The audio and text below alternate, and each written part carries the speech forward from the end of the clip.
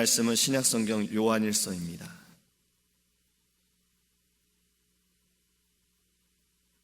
요한일서 2장 28절에서 3장 3절 말씀입니다. 제가 주는 성경책은 신약성경 390페이지입니다. 요한일서 2장 28절에서 3장 3절까지입니다.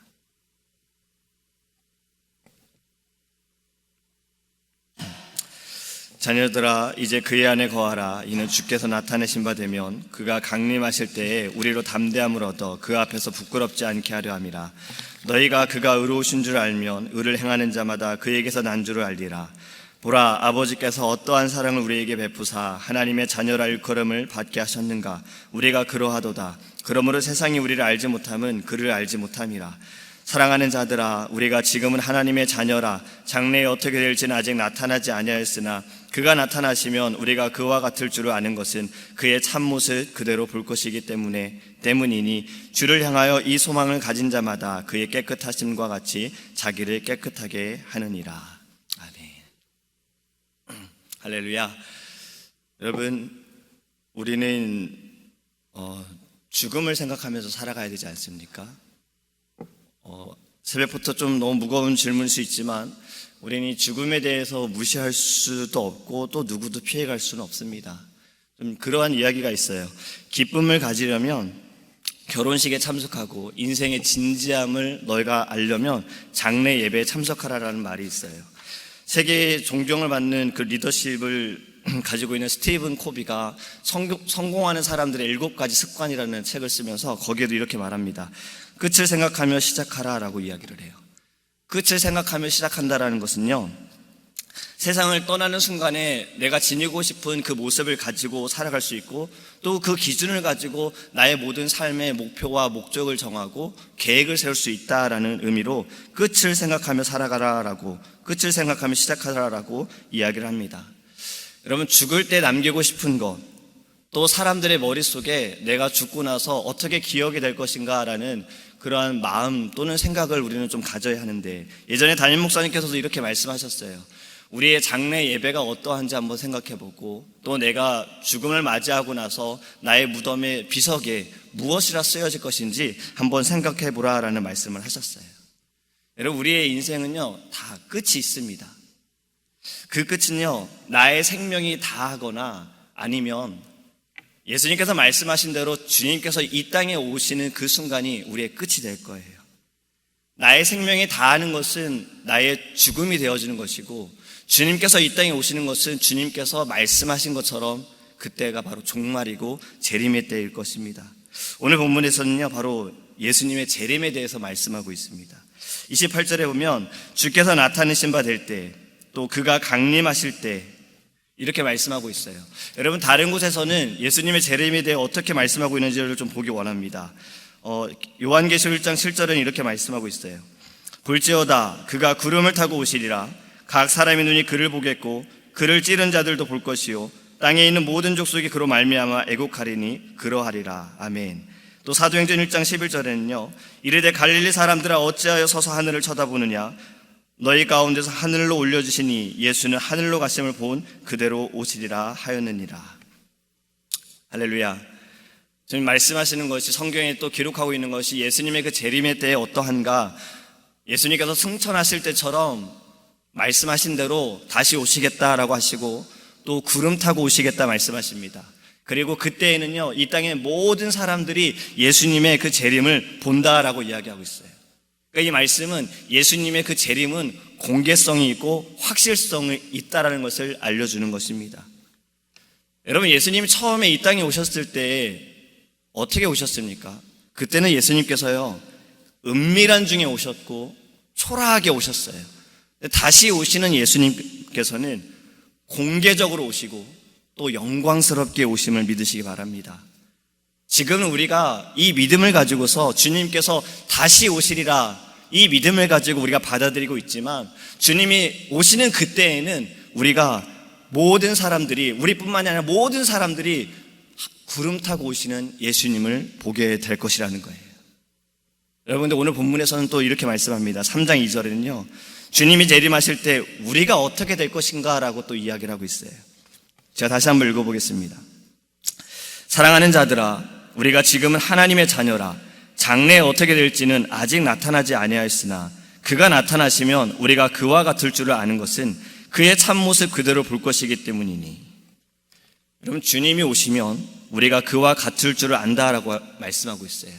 제가 이것을 원문 성경으로 좀 찾아봤는데 거기서 이렇게 말씀합니다. 그리스도께서 나타나실 때에 우리도 그분처럼 되리라. 이 말씀은 우리의 외적인 모습만을 말하는 것이 아닙니다. 바로 성도의 영적인 변화를 이야기하고 있는 겁니다. 이 성도의 영적인 변화는 무엇이냐? 바로 그리스도의 영광에 가득 찬 그 모습을 우리가 담게 되어진다는 거예요. 그의 참 모습 그대로 볼 것이요. 이 말씀은요, 바로 영광스럽게 변화된 주님의 모습을 우리가 보게 된다는 거예요.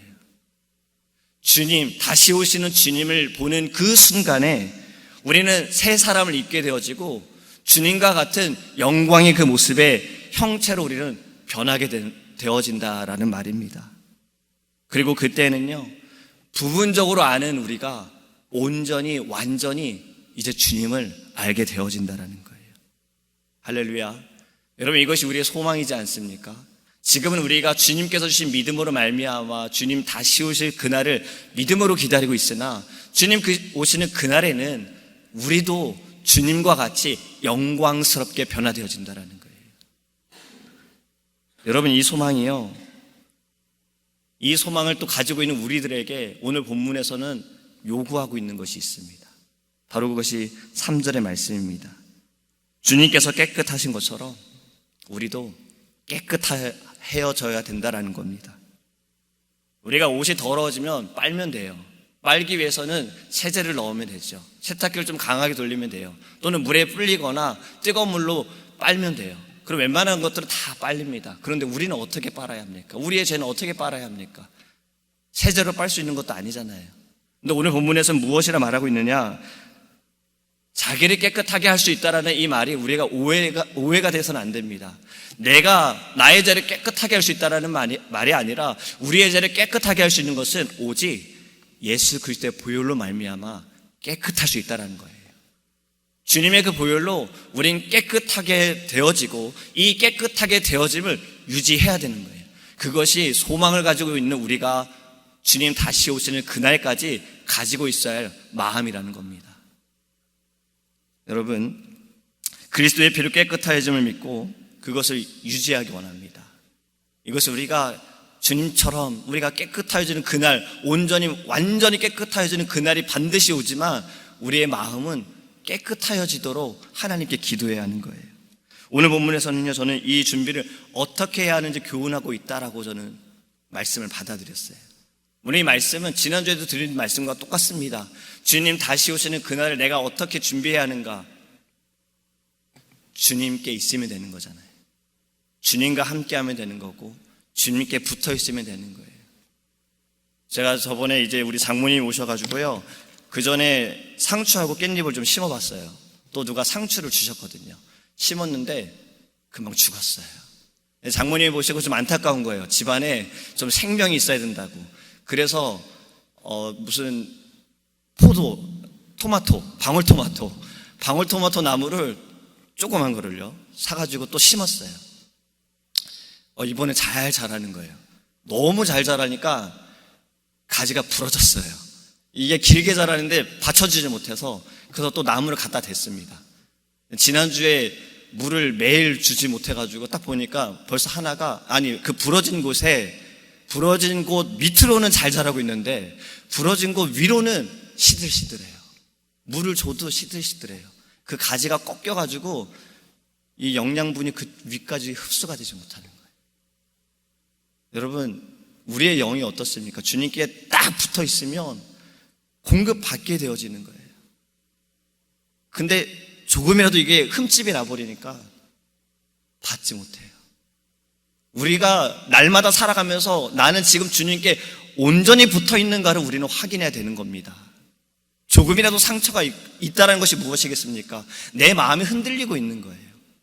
조금의 의심이 조금의 상처가 되어지고 그 의심으로 말미암아 주님께서 믿음대로 될지어다라고 말씀하고 있는 것들이 나타나지 않는다는 겁니다. 우리는 주님께 붙어 있어야 돼요.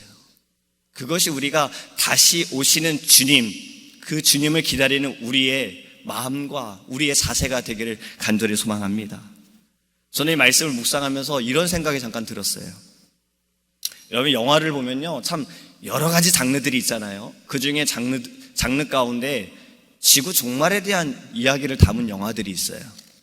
아주 오래전에 나온 영화 중에는요, 아마겟돈이라는 영화가 있는데, 이 영화의 내용이 뭐냐면 소행성이 어디에 뭐 다 부딪혀가지고 그 파편이 지구에 충돌하게 돼서 이제 지구가 곧 멸망한다, 이런 이야기예요. 그래서 우주선을 어떻게 띄워가지고 이 행성이 다가오는 것을 부시느냐, 막 이런 이야기들이 있고, 또 2010년도에 개봉했던 영화 중에는 2012라는 제목을 가진 영화가 있어요. 우리 보시는 분들도 많이 계시겠지만, 이 스토리는 마야의 문명의 그 달력이 2012년에 끝납니다. 그래서 그때 끝나니까 지구도 종말할 거야 해가지고 그냥 영화를 만들었어요. 저도 이 모든 영화를 다 봤거든요. 보면서 와, 스펙타클하다, 어떻게 저렇게 영화를 잘 만들었을까, 이런 생각이 들었는데, 오늘 말씀을 묵상해 보면서 그런 생각이 드는 거예요. 무섭다. 실제로 저러한 일들이 지금 이 세상에 일어나면 얼마나 무서울까. 영화에서는 모든 것이 멋있게 정말 실감나게 만들었지만 그로 인해 죽어가는 사람들은 무서운 마음이 좀 들었던 거예요. 여러분, 그런데 성경에서 이러한 일이 벌어진 일이 있지 않습니까? 완전한 종말은 아니지만 하나님께서 심판하셔서 이 세상이 완전히 종말처럼 8명만 남은 시대가 있지 않았어요? 바로 노아입니다. 제가 지금 드리고 싶은 말씀은 무엇이냐면요, 다시 오실 주님을 기다리는 우리는 어떻게 살아야 하는가? 노아처럼 살아야 합니다. 여러분, 노아가 어떻게 살았습니까? 주님께서 노아에게 어떤 말씀을 하셨어요? 하나님께서 이 세상을 바라보실 때 너무나도 악이 가득하고 그들의 생각조차도 악이 가득하여서 물로 심판하시겠다로 마음을 정하시고 노아를 부르셨어요. 그리고 노아에게 말씀하신 것이 무엇이에요? 방주를 만들어라요. 내가 언제 어느 때에 어떻게 심판할 거야 라고 말씀하신 게 아니라 너는 방주를 만들어라, 이렇게 방주를 만들어라. 그리고 노아는 방주를 만들었습니다. 120년의 시간을 노아는 방주를 만드는데 자기 인생을 다 사용한 거예요. 한번 잘 생각해 보세요, 여러분. 노아가 방주를 만들 때 어떠했을까요? 120년입니다. 같은 일을 계속해서 반복하는 거예요. 아침에 일어나면 나무 자르고 그거를 또 갖다 붙이고 못질하고 계속 이러한 일들을 반복한 거예요. 그리고 더 우리 생각해 볼 것이 있어요. 어쩌면 우리가 더 나을 수 있어요. 우리는 살아가면서 하나님 때문에 예수 그리스도의 복음을 전파하다가 핍박을 당하지만 그래도 우리는 공동체가 있잖아요. 우리 교회 안에서 함께 신앙생활하고 같이 기도하는 믿음의 사람들이 있잖아요. 근데 노아는 어땠습니까? 딱 8명 뿐이었어요.